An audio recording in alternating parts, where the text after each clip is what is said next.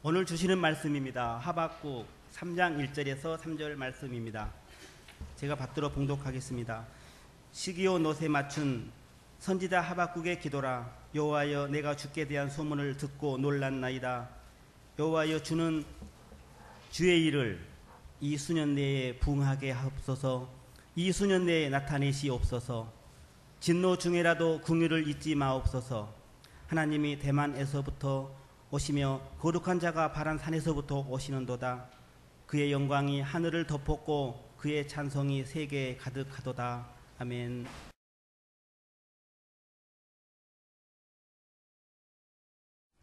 할렐루야. 우리 옆에 있는 분들하고 인사하겠습니다. 주의 사랑으로 사랑합니다.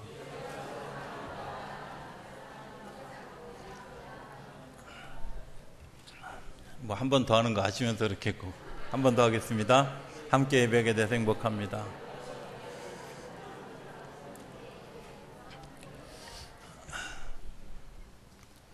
부흥이라는 주제로 두 번째 이야기를 오늘 같이 하기로 원합니다.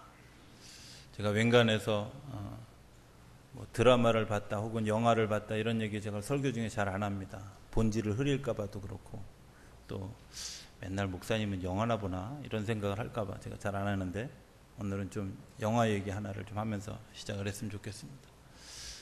지난 월요일에 설국열차라고 하는 영화를 봤습니다. 남들이 800만 명이나 보는 동안에 저는 안 보고 있었는데, 인구의 4분의 1이 보기 전에 봐야 되겠다 이런 생각이 들어서 영화를 보게 되어졌습니다. 뭐 영화 이야기를 다 하면 나중에 보시는 분들이 방해가 될까봐 제가 이야기를 다 하지 않겠습니다. 영화를 처음 보면서 이런 생각을 했습니다. 무슨 계급투쟁하는 영화인가, 없는 사람들을 대변하는 영화인가, 이런 생각을 하게 됐습니다. 못 보신 분들을 위해서 스토리를 좀 이렇게 잠깐 얘기를 하면, 열차 하나가 가는데 18년 동안 그 열차는 계속 달리고 있다는 겁니다. 그 배경은, 주변은 빙하 시대가 와서 아무도 살 수 없는 그런 그야말로 눈으로 쌓여진 그런 그 세상을 달리고 있는 열차 안에서 일어나는 일들입니다. 근데 그 열차에는 굉장히 긴 객실이 있는데, 그 객실 하나하나에마다 계층이 다른 사람들이 살고 있는, 그리고 그 속에는 적당한 타락과 또 적당한 기대와 적당한 교육이 존재하는, 영화 대사 중에는 그것이 세상이다 이렇게 표현하는 것을 보게 됩니다. 그 영화를 보면서 이런 마음이 들었습니다. 제가 저 영화 끝나고 집에 가서 서재에 꽂아두었던 책 하나를 좀 다시 봐야 되겠다 하는 생각을 했습니다. 라이놀드 리버라고 하는 사람이 쓴 도덕적 인간과 비도덕적 사회라고 하는 책입니다. 거기에는 우리 사회가 안고 있는 어떤 그런 그 비도덕성에 대한 이야기를 리버가 기독교적 시각에서 보고 있는 것을 보게 됩니다. 오늘 사실은 그 얘기를 좀 하려고 한 겁니다. 이런 생각 들지 않습니까? 어떤 그 정치권에서 움직여지는, 경제인들이 움직여지는 사실을 보면서 저렇게 비도덕적인 일들 저렇게 자연스럽게 할까, 이런 생각 들어보신 적 없습니까? 그 속에는 사실 도덕이 존재하지 않는다는 겁니다. 왜? 사회에는 힘이라고 하는 것이 움직여지고, 그 힘이라는 것이 균형을 이루기 위해서 고도의 정치력이 작용하는 장소에 있기 때문에, 거기에는 도덕이 이끌어갈 수 없는 뭔가 모르는 힘이 그 속에 있다는 겁니다. 그래서 정치력을 가지려고 하고 경제력을 가지려고 하고, 그래서 내가 더 많은 힘을 유지하기 위해서 더 많은 사람들을 끌어들이려고 하는 그런 그 일들이 존재하는 것이 비도덕적 사회의 특징입니다. 그러니까 우리가 살고 있는 그 정치권에서 일어나는 그 비도덕적인 일들이 아주 몰상식한 일은 아니다, 일반적 사회 현상이다 하는 것을 우리가 좀 이해할 수 있었으면 좋겠습니다. 어쨌든 그 열차 안에서 계속 틈틈이 보여지는 사건이 있습니다. 그게 뭐냐면 열차 바깥의 풍경입니다. 그런데 그 열차 바깥의 풍경을 아무도 눈여겨보지 않았는데, 주인공 한 사람만 그 열차 바깥의 풍경을 바라보면서 뭔가 새로운 꿈을 꿉니다. 저는 이 새로운 꿈을 꾸는 일들이 그리스도를 향한 꿈이다 이렇게 해석했습니다. 봉준호 감독이 무슨 생각을 했는지는 잘 모릅니다. 그러나 저는 그것이 새로운 세상을 향하는 꿈이다. 우리가 갇혀있는, 인류 안에 갇혀있는 힘이 존재하고 그 힘의 권력에 의해서 막 움직여지는 그런 그 세상 속에서 할 수 없이 굴욕적으로 때로는 순종하고 살아야 되는 그런 그 삶이 전부가 아니라 그 바깥의 세상, 아무도 살지 못할 것이라고 하는 그 세상이 어쩌면 하나님이 우리에게 주시는 또 다른 세상일지도 모른다 하는 생각을 그 열차가 지나가면서 암시하고 있다고. 긴 다리를 지나갑니다. 긴 다리를 만들어 놓으신 하나님을 상상해 보았습니다. 그리고 그 열차가 계속해서 달려갈 수 있도록 레일을 안정적으로 이끌어 주신 하나님을 고민해 보게 되어졌습니다. 사람들이 살 수 없다고 하는 그 땅에서 일어나는 작은 변화들에 대해서 아무도 주목하지 않았지만 주인공은 그 얼음이 조금씩 녹아가고 있다고 하는 것을 주목하는 것을 보았습니다.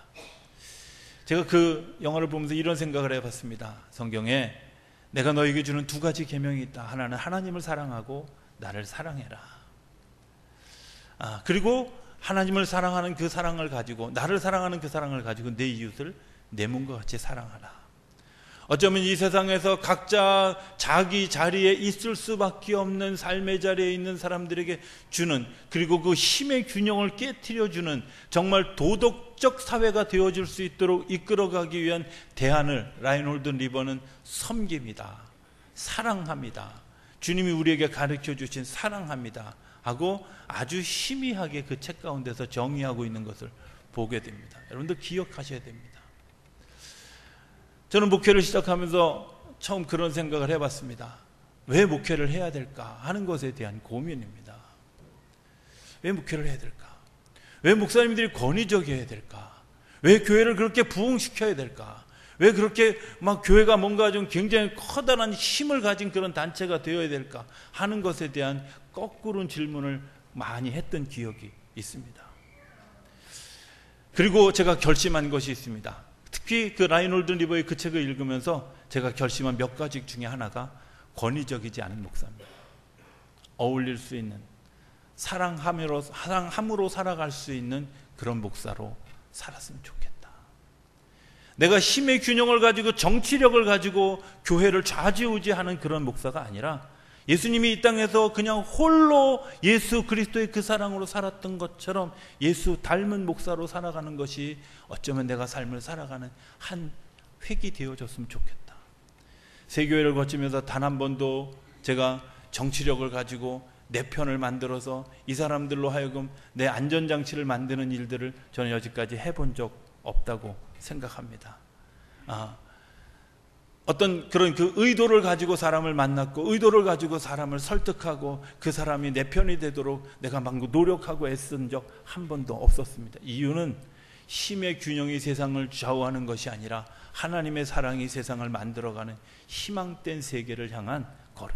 그것이 때로는 힘들고 지치고 어려운 일이었고, 또 내 자신이 아직 완성되지 못했기 때문에 흔들렸던 수많은 일들도 경험하고 또 지금도 휘청대면서 그 길을 걸어가고 있습니다. 그러나 하나님이 오늘 우리에게 보여주시는 세상은 세상이 당연하다고 생각하는 그런 그 비윤리적 사회가 아니라 하나님이 인도하시는 하나님의 세계, 사랑함이 존재하는, 사랑함의 법만이 존재하는 그 세계로 우리를 이끌고 가신다고 하는 사실입니다. 우리가 예배에 오는 이유가 무엇입니까? 그것은 하나님의 사랑을 경험하고 하나님의 사랑 안에 살고 있음을 확인하고 하나님의 사랑으로 살아가야 되겠다고 하는 결단하는 시간입니다. 지난주에 월십이라고 하는 그런 그 단어의 W자를 제가 설명드렸습니다. 오늘은 O는 오픈 마인드, 하나님을 향해서 나의 마음을 오픈하는 이야기를 하려고 합니다. 오픈하는 이야기를 하려고 하면서 이런 생각을 해봤습니다. 하나님 우리에게 보여주시는 것을 보는 것, 볼 수 있는 것, 그게 오픈 아닐까? 내 시야에 갇혀서 하나님이 보여주시는 것들을 보지 못하는, 하나님이 우리에게 가르쳐 주시는 것들을 알지 못하는 그런 우리의 모습이, 우리가 혹시 그런 눈에 가려져서 하나님의 역사를 보려고 하지 않는 그런 닫힌, 클로징된 마음이 우리 안에 있는 것은 아닐까 하는 생각을 하게 되죠. 물리학자들이 이런 얘기합니다. 물리학자들이 이 세상에 전체적으로 다 움직여지는 에너지라는 것이 있는데, 이 운동 에너지, 이름이 있든 원리가 있든 뭐 잠깐 어쨌든 그냥 시로라하게 하느라도 발견되어지는 운동 에너지를 5%라고 얘기합니다. 원인도 모르고 그리고 근원도 모르고 발견되지 않은 에너지를 블랙 에너지라고 하는데, 이 블랙 에너지가 95%라고. 우리가 이 세상에 살아가면서 확인되지도 않고 원인도 모르고 그리고 정체도 모를 그런 95%의 에너지에 의해서 움직여지면서 우리가 마치 5%를 알고 있는 것, 그것도 이름만, 그냥 정체만, 그냥 어떤 흔적만, 감각으로만 알고 있는 그 5%를 알고 있다고 해서 내가 세상을 다 알고 있다, 그렇게 착각하는 사람들이 설국열차에 탄 사람들의 이야기, 오늘 우리들의 이야기라. 저는 그 95% 가운데 하나님의 사랑이 있다고 믿습니다. 하나님의 사랑이 우리를 초청해 주시는 자리, 그리고 그 하나님의 사랑을 향해서 내 마음을 여는 것, 그게 오픈하는 겁니다. 예배입니다. 그 예배를 통해서 하나님의 임재가 있고 부흥이 일어나는 겁니다. 내 마음을 여는 것.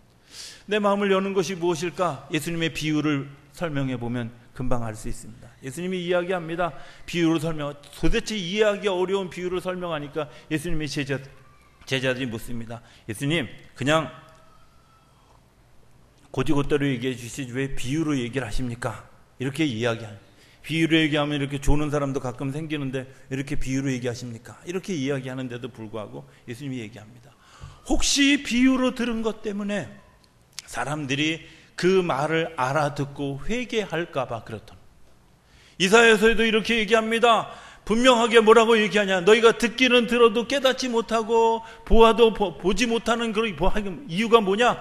회개하고 돌아올까봐 그렇다는. 도대체 이해 안 가는, 예수님이 자기의 하늘 보좌를 다 버리고 이 땅에 오신 이유는 모든 사람을 구원하기 위한 일인데, 그런데도 불구하고 회개할까봐, 돌아올까봐, 그들이 깨달을까봐 비유로 설명하고 있다고 하는 이야기를 합니다. 그리고 마태복음 22장에 보면 잔치에 초대하는 주인의 비유를 보게 됩니다.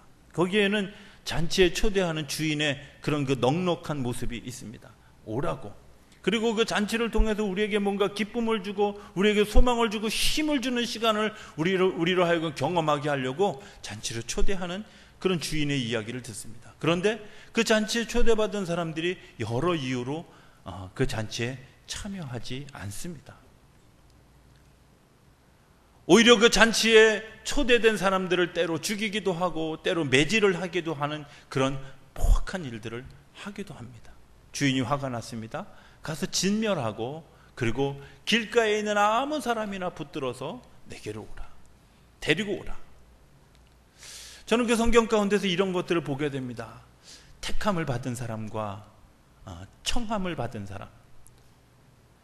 나는 청함만 받은 사람인가 아니면 택함 받은 사람인가 라는 질문을 하게 됩니다. 모든 사람이 다 청함을 받았습니다. 오라고 했습니다. 오도록 요청을 받았습니다. 그러나 마음이 닫혀진 사람은 하나님 앞에 갈 수가 없습니다. 왜? 하나님이 보여주시는 세상을 볼 수 없기 때문에 그렇습니다. 하나님이 우리에게 이끌어주시는 세상을 바라볼 수 없기 때문에 그렇습니다. 하나님이 이야기해 주시는 진정성을 듣지 못하기 때문에 그렇습니다.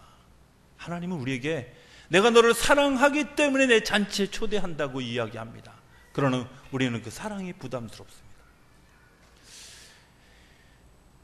요즘에 제가 많이 기도하는, 한 달 넘게 기도하는 기도의 제목이 있습니다. 하나님, 내가 처음에 하나님을 가졌던 그 하나님을 향한 그 설레는 마음을 회복시켜 주시옵소서 하는 기도입니다.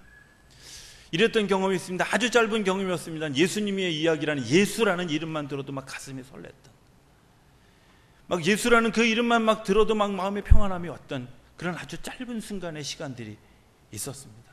마치 청소년 시절에 어떤 사람을 그 짝사랑하는데, 그 짝사랑하는 사람의 이름만 보아도, 그림자만 보아도 막 가슴이 떨리는 듯한 그런 그 흥분되는 듯한 그런 마음이 있었던, 예수님을 경험했던 그때 그 순간, 하나님, 정말 내가 사랑하는 그 짝사랑하는 그 사람을 그냥 이렇게 멀리서 쳐다보기만 해도, 아니 이름만 생각해도, 아니 그 이름이 들려지기만 하고 글자만 보아도 막 내 마음이 떨리는 그런 그 경험들이 내게 요즘 없습니다. 너무 식어져 버렸습니다. 하나님, 어떻게 하면 좋습니까? 내 안에 이런 것들이 좀 회복됐으면 좋겠습니다. 이런 기도를 제가 계속 하면서 하나님 그런 마음을 좀 주십시오. 그런데 요즘 와서 깨달아진 것이 뭐냐면 주님은 나를 그렇게 생각하고 계시다는 거예요. 성령아, 나는 내 이름을 부를 때마다, 내 이름을 생각할 때마다 내 가슴이 떨려. 내가 너를 생각할 때마다 내 가슴이 막 정말 흥분이 돼서 견딜 수가 없어. 내가 너를 너무 소중하게 여기기 때문에 내가 너를 바라보는 것만으로도 너무 마음이 좋아. 내가 신랑이 되고 네가 신부가 되는 그날에 같이 우리가 한 집에서 살아갈 그날을 기대하면서 내가 그 설레는 마음으로 너를 기다리고 있어. 이런 마음이 마음속에. 저는 그 마음속에서 이런 생각을 해봤습니다. 내가 하나님을 향해서 정말 열려있다면 주님의 그 마음을 내가 같이 경험하고 공유할 수 있을 텐데 아직도 닫혀있는 것은 아닌가. 아직도 확 열어놓지 못해서 주님의 그 마음이, 주님의 그 심정이 내게 전달되어지지 못한 것은 아닐까 하는 생각을 하게 됩니다. 하나님 우리에게 보여주십니다. 하나님 우리에게 들려주십니다. 하나님 우리에게 느끼게 해주십니다. 그런데도 불구하고 우리의 오감이 열려있지 않기 때문에 하나님을 볼 수도 없고 하나님을 들을 수도 없고 하나님을 느낄 수도 없는 그런 삶에서 예배는 하나님을 경험하는 자리입니다. 하나님을 향해서 오픈한 만큼, 내 마음을 연 만큼 하나님을 경험하는 자리입니다. 예배 그저 그냥 왔다가 가는 것이 아니라 하나님을 경험하기 위해서, 하나님을 만나기 위해서, 하나님의 음성을 듣기 위해서, 하나님을 느끼기 위해서 내가 예배하고 찬송하고 기도하고 말씀을 듣고 성경 한 구절 한 구절에 집중하고 내가 그 순간순간에 최선을 다하는 것, 그 예배입니다. 그 예배를 통해서 우리의 삶에 부흥이 일어나는 겁니다. 우리의 삶이 다시 되살아나는 겁니다. 내 잃어버렸던 사랑함이 다시 회복되어지고, 내 잃어버렸던 내 시야가 다시 회복되어지고, 내가 멈춰졌던 내 시선, 내 들려지는 것들이 다시 회복되어지는 일이 일어나는 곳, 예배의 자리입니다. 오픈할 수 있어야 합니다. 오픈하지 못한 것 때문에 성경은 이렇게 내 가슴을 찢어라, 내 마음을 찢어라, 그리고 회개해라, 우리에게 이렇게 이야기합니다. 여러분들, 그게 예배입니다. 예배하는 자리에 당연히 있는 것, 하나님이 너무 크고 놀랍기 때문에, 내가 너무나 부족하고 작기 때문에 하나님 앞에 회개할 수밖에 없는 것, 예배입니다. 저는 우리 성도님들이 그런 예배를 드릴 수 있는 하나님의 자녀들이 되어줄 수 있게 되기를 주 이름으로 부탁합니다. 세 번째 단어는 레린키시라고 하는 단어입니다. 끊어버리는, 내가 뭔가에 대해서 이제 아니라고 하는 것, 우상 숭배에 대해서 내가 결단하고 포기하는 것, 이런 단어죠. 하나님의 마음을 경험하고 난 사람이 반드시 할 수 있는 것이 있습니다. 그것은 내가 하고 있는 것 아닌 것에 대해서 끊는 결단입니다. 그렇죠? 네, 내가 이거 아니야 하고. 남자들이 제일 많이 경험하는 경험은 내가 주초 문제를 해결하는 걸 겁니다. 그런데 그게 전부는 아니라는 사실을 우리가 종종 잃어버립니다.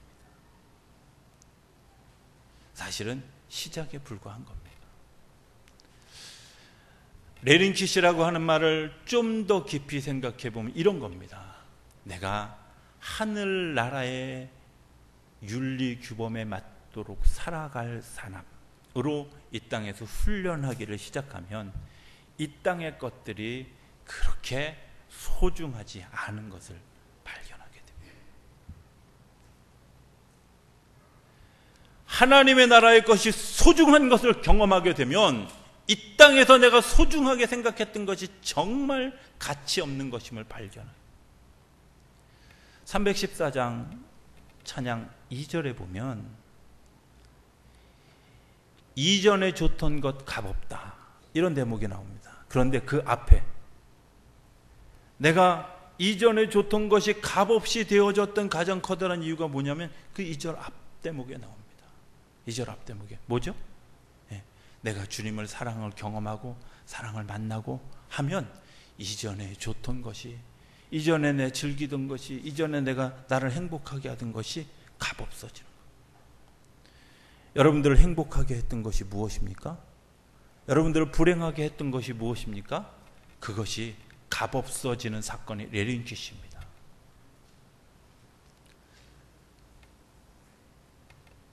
이 세상을 살아가면서 권력이 내게 힘이 되어졌던 것이 값 있는 일들이었습니까?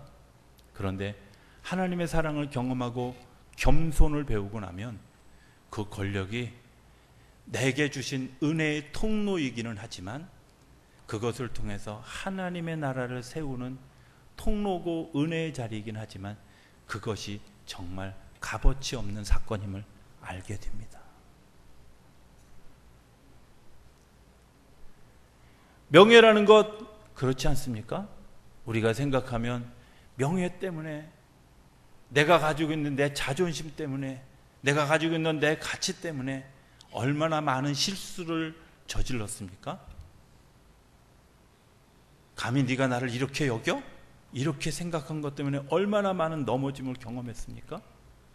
저는 목회하면서 수많은 시행착오 중에 가장 많았던 것 그거였습니다. 네가 나를 그렇게 우습게 여겨? 이 한마디가, 이 한 마음이 나를 무수히 넘어뜨리게 했던 아주 작은 돌이었습니다. 근데 그 돌에 걸려 넘어졌어요. 그것이 값없어지기 시작하고 난 다음에 제 삶이 달라졌습니다.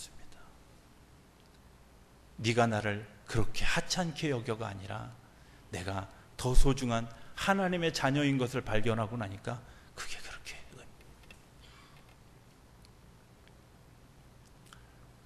하나님이 우리에게 더 소중한 것을 주시기 위해서 더 소중한 것을 보여주시고 우리에게 가지고 있는 쓸모없는 것들에 대해서 좀 정리하라고.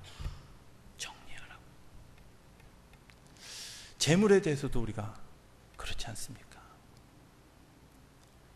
많이 가지고 있는 것 힘입니다. 저는 그거 압니다. 몇 사람의 철학자들을 만나면서 야, 세상이 이렇게 넓구나 하는 것들을 발견했던 기억이 있지만 그 중에 한 사람이 니버라고 하는 사람, 특별히 그 책 도덕적인 건가 비도덕적 사회를 보면서 그런 생각을 했던 적이 있습니다.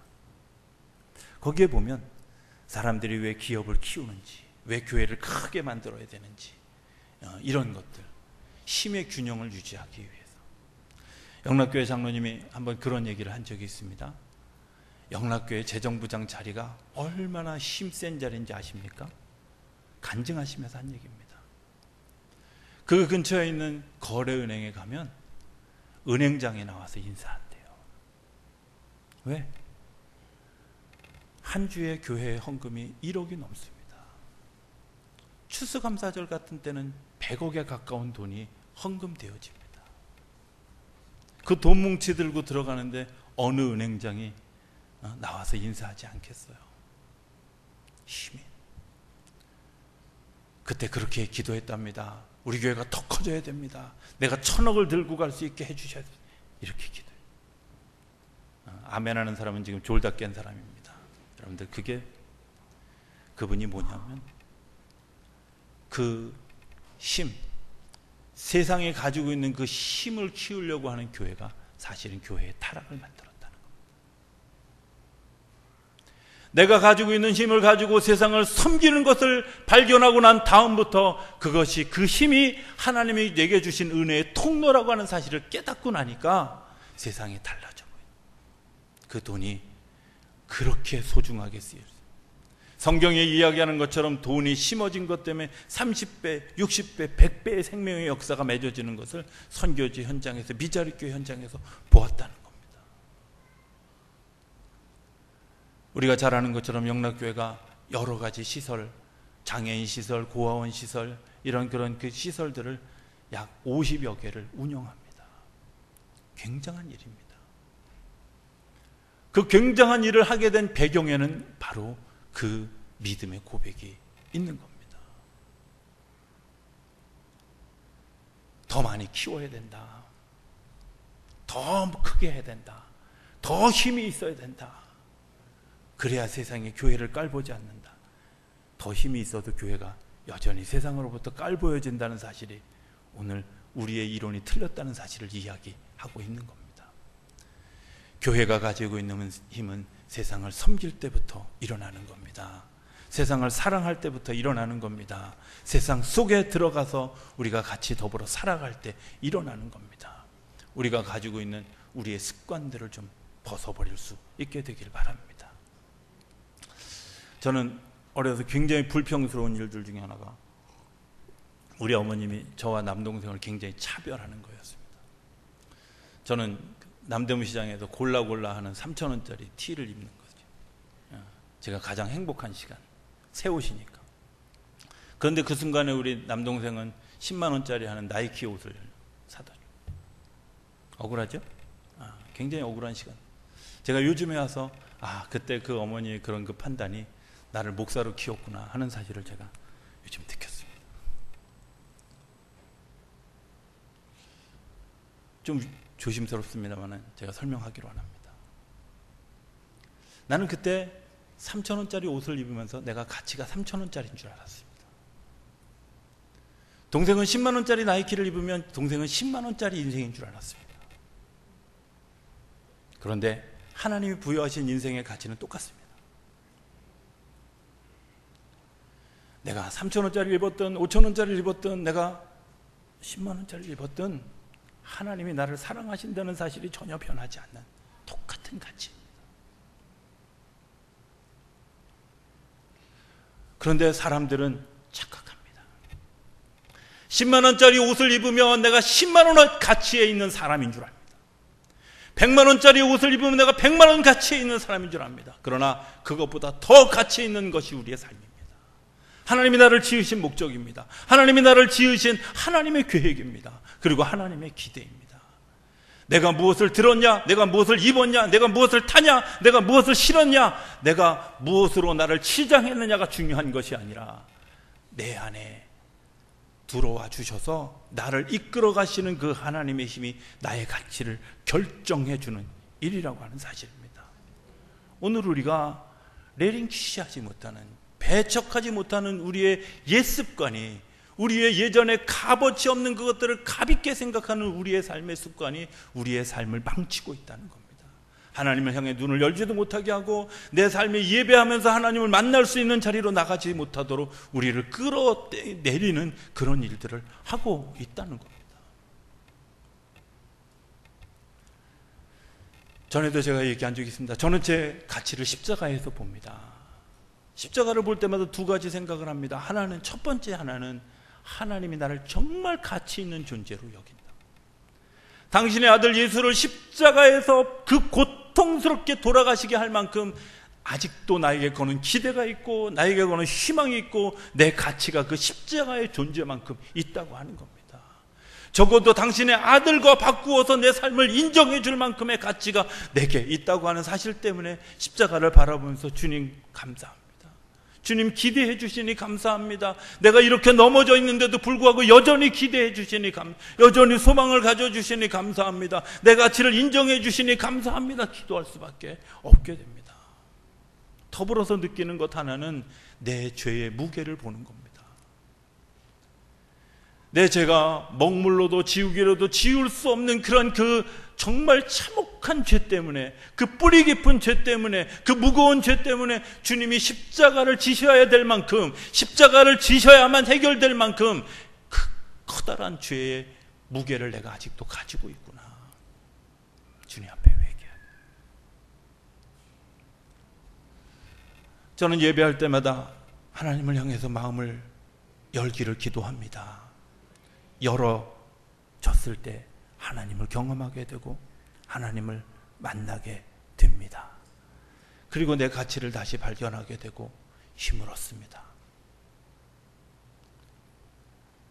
하나님이 나에게 부여하신 일, 하나님이 나에게 부탁하신 일, 그 어느 것보다 소중하다고 하는 그것 때문에 제가 오늘도 한 걸음 한 걸음을 걸어갈 수 있다고 믿습니다. 그런데 그 하나님의 걸음을, 하나님을 향한 걸음을 강하게 하는 것은 내가 내 권리를 포기해가는, 내 습관을 포기해가는, 그리고 세상의 가치관을 포기해가는 그런 믿음의 자리에서 더 추진력을 발휘할 수 있다고 하는 사실입니다. 저는 우리 성도님들이 하나님이 여러분들에게 주시는 그 가치를 발견할 수 있게 되기를 기대합니다.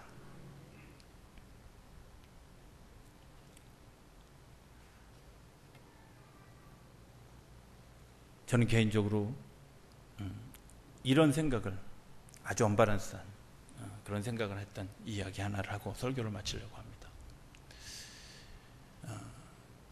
용산교회 있을 때 굉장히 가난했는데 매일 신방을 해야 되니까 양복을 입어야 돼요.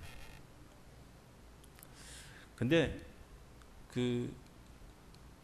저 고속터미널 옆에 있는 그 뉴카에 갔더니 한 3년쯤 지난 재고 처리를 하는데 양복을 5,000원에 팔았어요. 그래가지고 그 양복 5,000원짜리 양복을 4벌인가 3벌인가를 샀던 기억이 있어요. 너무 행복하잖아요. 왜? 3벌이나 샀는데 15,000원 가지고. 근데 무슨 일이 있어서 어떤 교인 한 분이 저한테 와이셔츠 하나를 선물해 줬는데 42,000원짜리 와이셔츠를. 넥타이는 뭐 2만 몇천 원짜리. 와이셔츠와 그래도 교인이 해준 거니까 와이셔츠를 입고 넥타이를 메고 양복을 딱 입었는데 거울에 보인 내 모습이 참 언밸런스한 거예요. 이해되십니까? 참 언밸런스.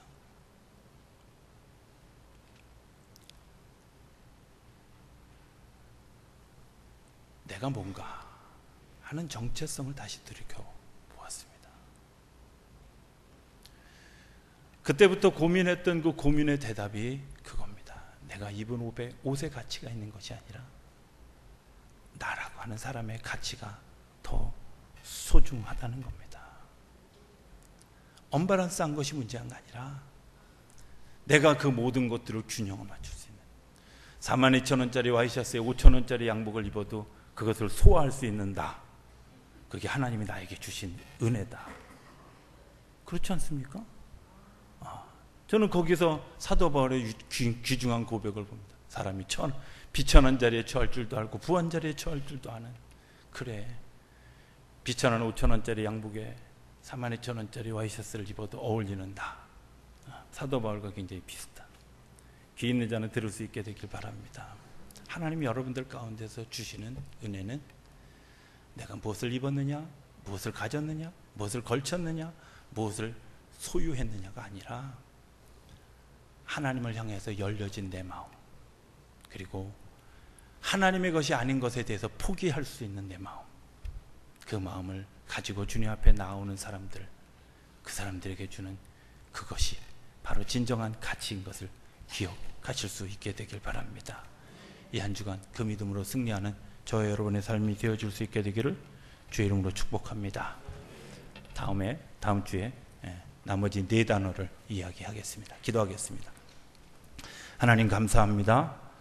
저희를 너무나 사랑해 주시고 우리를 사랑하시되 내 이름만 들어도 가슴이 떨린다고, 나를 생각만 해도 내가 흥분되어져서 견딜 수 없다고, 내가 내 모습을 바라보기만 해도 내 마음이 좋다고 말씀해 주시는 주님, 우리의 마음이 열려 있지 않아서 주님의 그 모습을 느낄 수 없는 것, 저희들이 주님 앞에 저희들의 부족함을 회개합니다.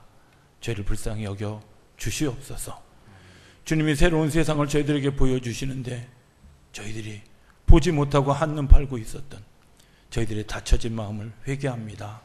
불쌍히 여겨 주시옵소서.